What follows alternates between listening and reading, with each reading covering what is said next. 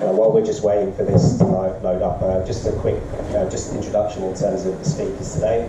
So some of you know me, but those who don't, I'm Francis Castro. I work for the Greater London Authority, and I'm the London Nature Recovery Programme Policy Manager. I'll pass it to Sarah. Thank you. So I'm Sarah Smith. I also work with Francis at the GLA as the London Local Nature Recovery Officer. You just make sure you're holding it really close to your mouth so it picks up. Thank you. Hi, I'm Emily. I'm the Nature Recovery Data Officer at GiGL, and my role primarily is revolved around helping the GLA create and deliver the Local Nature Recovery Strategy, or LNRS. So I thought I'd briefly touch on some of GiGL's data sets. Sorry. As many of you are aware, GiGL works with a range of external stakeholders across London to curate and collate a variety of data sets, which are broadly kind of categorized on the screen here into kind of species, habitats and urban greening, open spaces and protected sites. And GiGL will be applying these data sets directly to the LNRS to enable informed decision making and help with the mapping process, which I'll cover a bit more later on. Thank you. And what we're going to do is give you kind of a brief intro of the LNRS, where we've got to so far, and hopefully we'll have some time at the end for some brief questions. But just to note that if you want to, we're going to be here for the rest of the day, so if any of you've got any one-to-one questions, just come and find us. All right, so let's get cracking. So what is the LNRS? I'm sure some of you may be aware of it, but if not, it's kind of a new system of spatial biodiversity strategies that have come through the Environment Act 2021. You can see there the points. I don't need to go through them in terms of what they hope to kind of develop in terms of the support. And here, the London LNRS is working in terms of its preparation. We're working closely with all of the 32 kind of London boroughs and City of London, Natural England, as well as 6 neighbouring counties. In terms of the regulations, that's the people that we statutorily have to work with. But also we know we can't prepare this without reaching out to the wider kind of nature conservation community, which is something that we've been kind of trying to do through the process. I'd like to say that that we've been here kind of before in terms of these forms of strategies. A lot of you will be aware of the biodiversity action plans that have been formed previously. This is slightly different. We'll go through how kind of where the nuances are, but see it as a bit of a back refresh. You didn't hear that from me, right? So the LNRS is going to be produced two elements. There's a written element, which is a statement of biodiversity priorities. You see on the left of the screen, and on the right is the local habitat map there. So we have the written part section there, and the local habitat map is where we spatially represent where those priorities and opportunities are. So that's kind of the nuance, the difference. Not all maps that were created did have that spatial element, but this is where we focus on the spatial element being very important.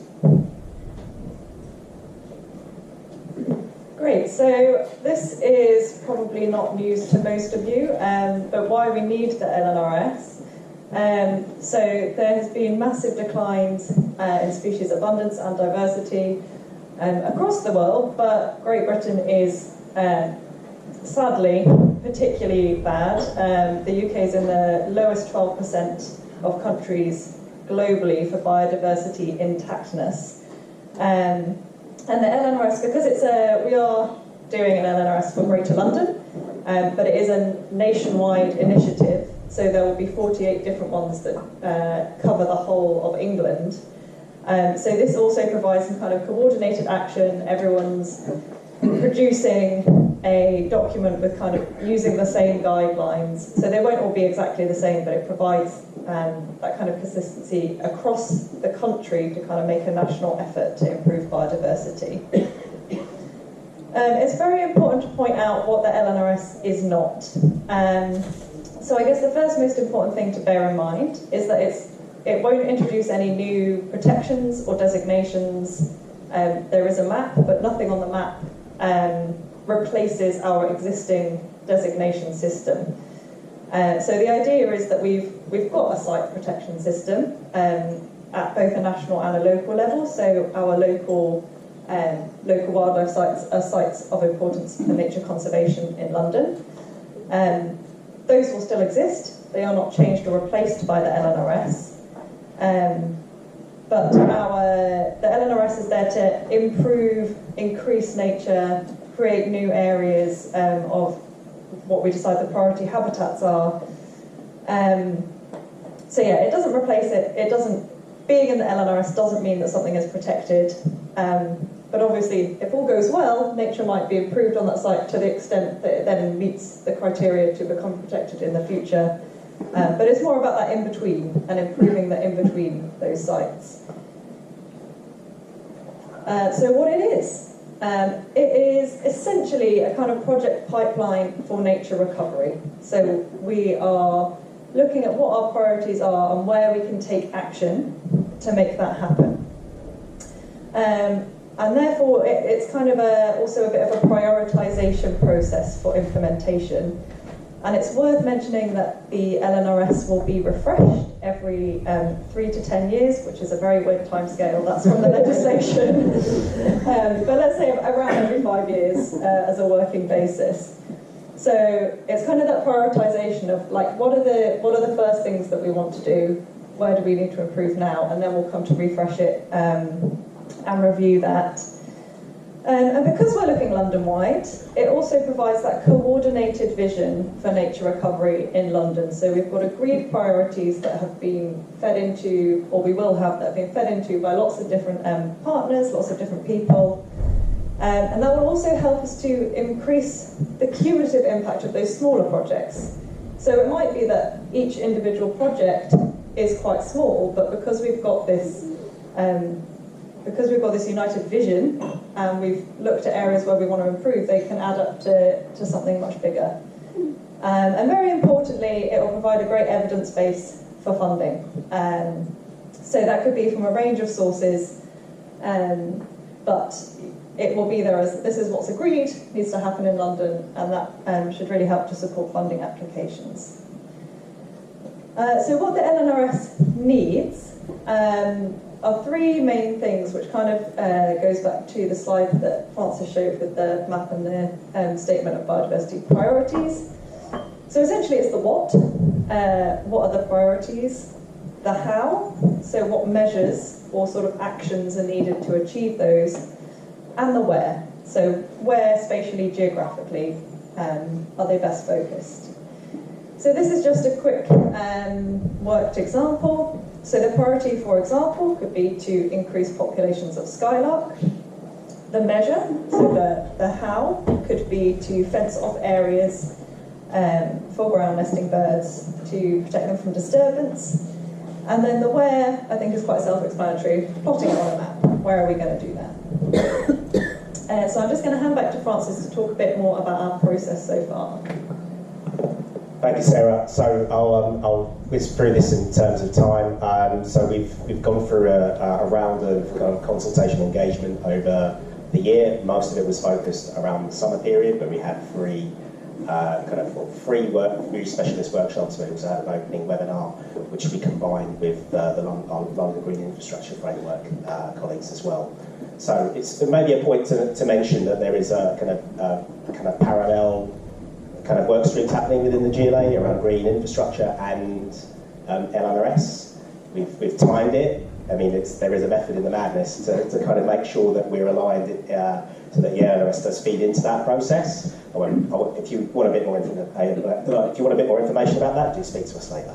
So we've gone through a range of workshops. We've done some really kind of like detailed work with kind of the species specialists over the year as well. To kind of one of the things that we need, one of the outputs of the LNRS is to create a species shortlist for London. So it's given us the opportunity to get cracking into that.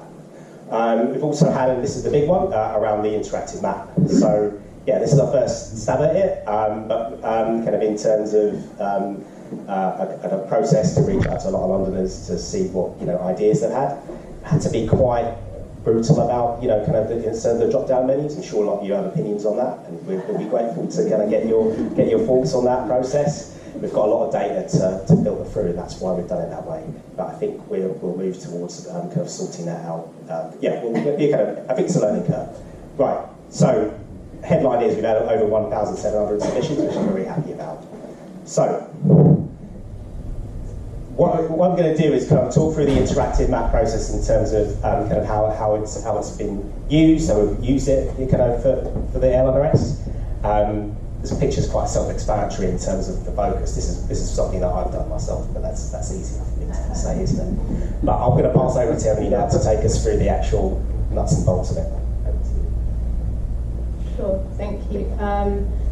GiGL have been helping with engagement with Londoners, and people have been submitting via the interactive map their nature recovery opportunities and constraints for specific habitats and species.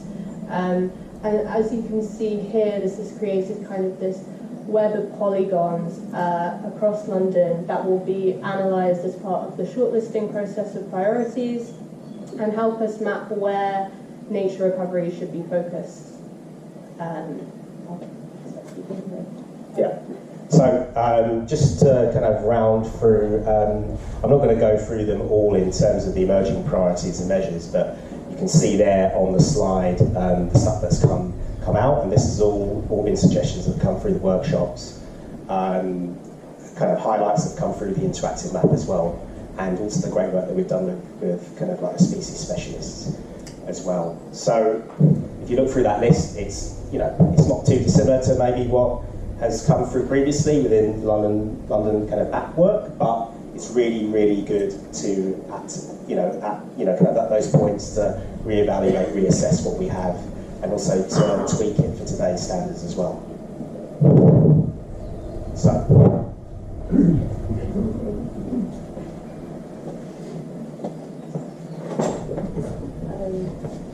So GiGL have also been helping the GLA with an LNRS species priority list, which will be kind of integrated into the statement of biodiversity priorities to ensure we create targeted measures for species that need it best. So we've been liaising with species experts to understand how the LNRS can best support these species, grouping the species based on habitat assemblages, and consider additional factors such as urgency and deliverability. GiGL will be playing an important role in the local habitat map, and a key component of this is understanding the areas of particular importance. So we'll be using our data sets on national conservation sites, local nature reserves, local wildlife sites, and irreplaceable habitats to understand where these areas are and that they're accurately represented. We've also been doing kind of a lot of work behind the scenes, ensuring that these data sets are up to date and as accurate as possible. Another key component of the map will be the areas that could become of particular importance. To be using our data sets such as ecological network mapping, habitat suitability mapping, any habitat data, strategic layers, as well as any external data sets we've obtained as a robust evidence base to understand and create a clear visual way of understanding where nature recovery interventions should occur, and almost create a spatial blueprint to understand where the proposed measures can take place.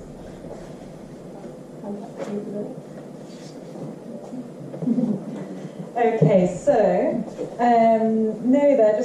what comes next? So as Francis has described, we've been through this big sort of information gathering exercise, and we're currently in the process of sort of digesting that and analysing that. So that's that bit on the far left, preparing the draft LNRS.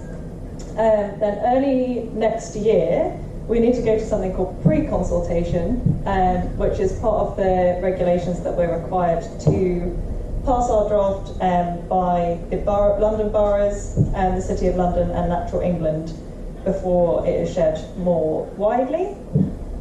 We might again have to make some updates in response to that. And then the important one for the people in this room is next spring we will be going to a public consultation on the draft LNRS. So that is something that we'd definitely like you to look out for. We will be sharing when that is launched through our own channels, through our partners, through GiGL, through everyone who we can get to share it.